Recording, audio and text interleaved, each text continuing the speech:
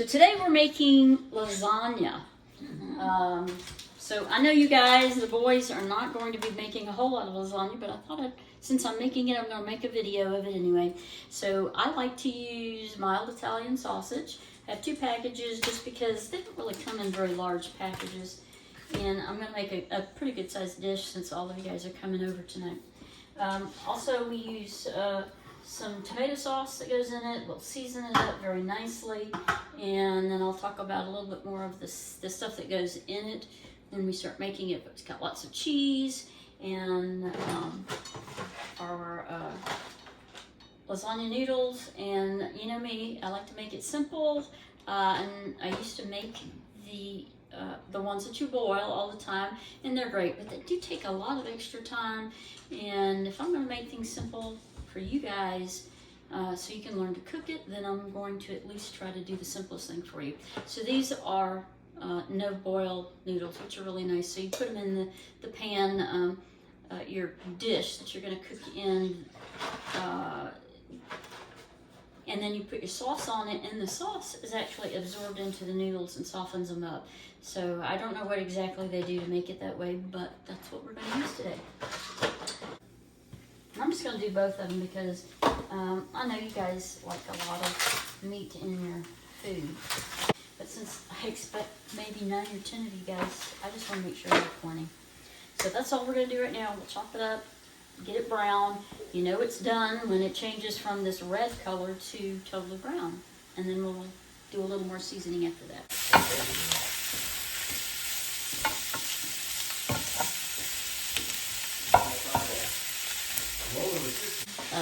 Tell the boys hi. Hi. Please, it's cold.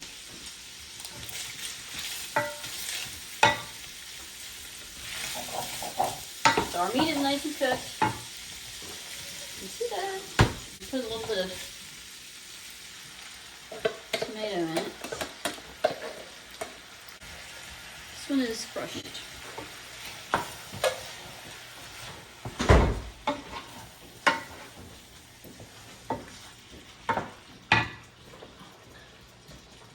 This one is tomato. And now,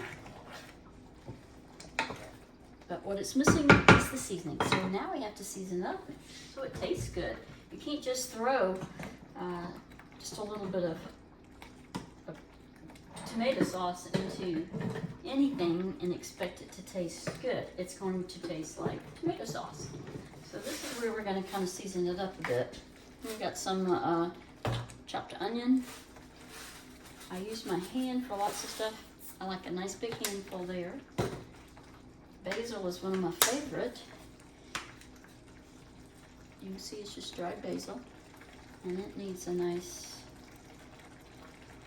as my mom would call it, a handful there.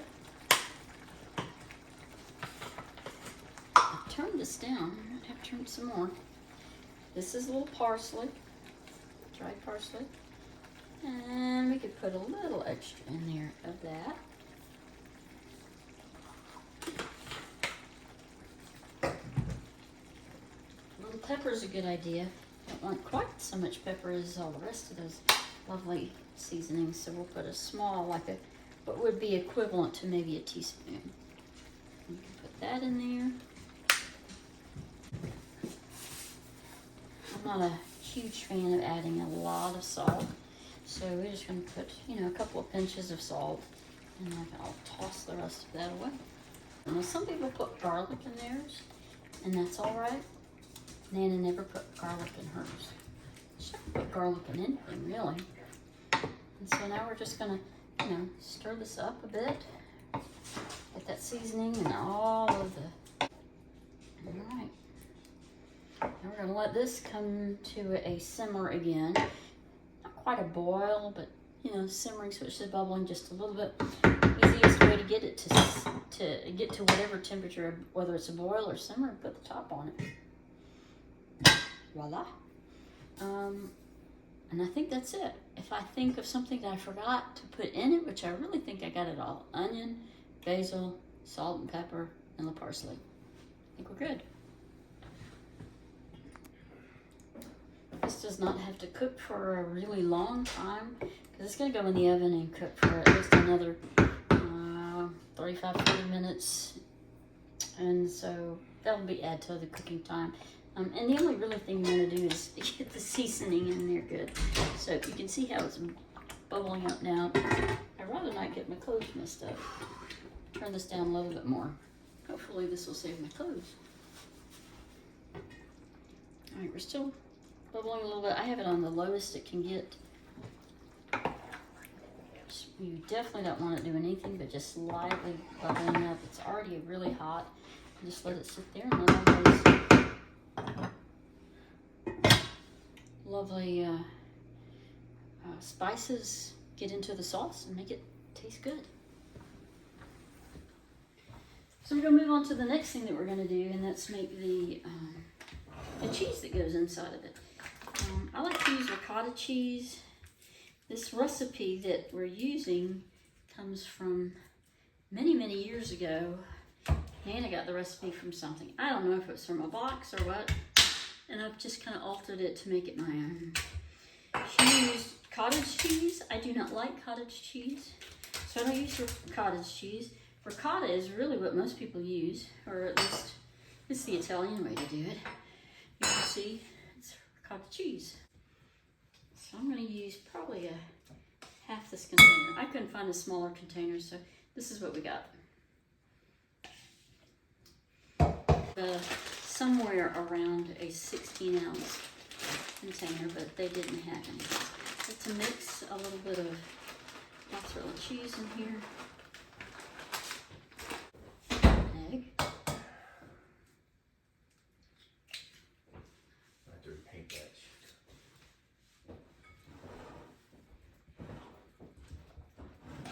Mix up that egg there, and then mix all of this up together.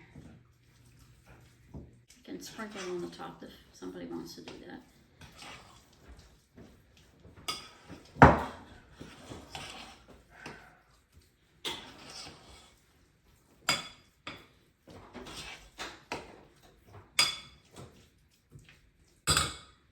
When I get ready to put it all together, then I'll bring this out, the sauce out, put it all together. So what we'll do next, I think we'll just use this. We're gonna put a little bit, I try not to put too much of the meat on the bottom, but you do want to put a little bit of it on the bottom. So I'm trying to get mostly just the sauce.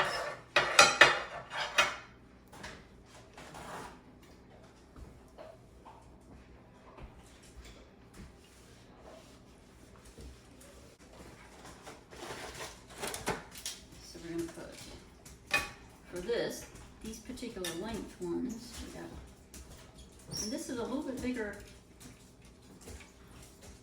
container than I would use for a family of like 4 or 6. I'd use probably a smaller baking dish, but since we're cooking for more than that,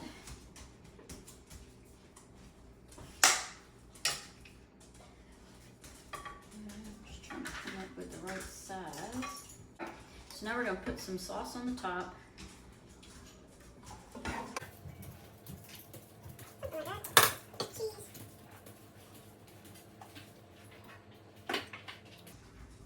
And once again, I really ought to have my apron on because I'm making a mess out of myself.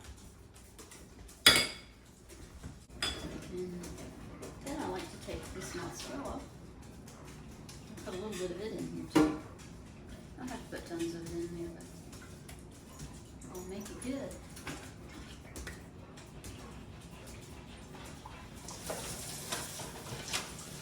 And come back over here.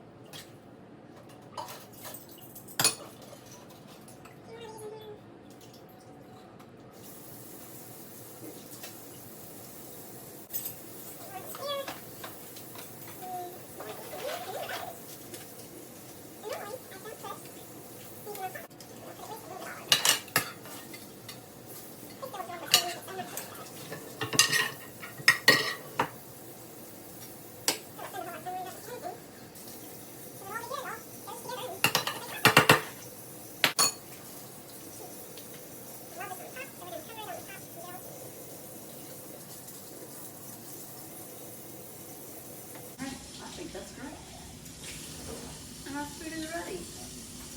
Not to eat, but to put in the oven. Tell me that's not yummy.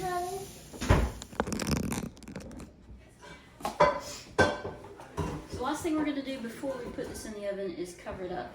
And that way it cooks really nicely, and then we'll uncover it for the last 10 minutes of its cooking time. So we're going to cover it up so it doesn't brown too much.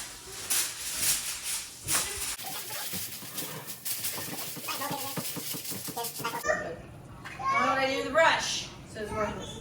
Hey, Daddy's in there.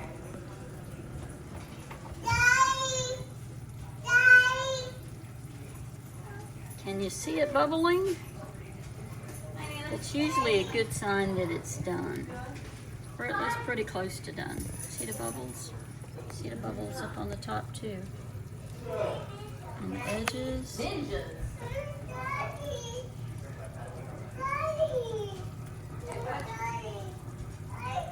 All right, so we're just about ready to eat.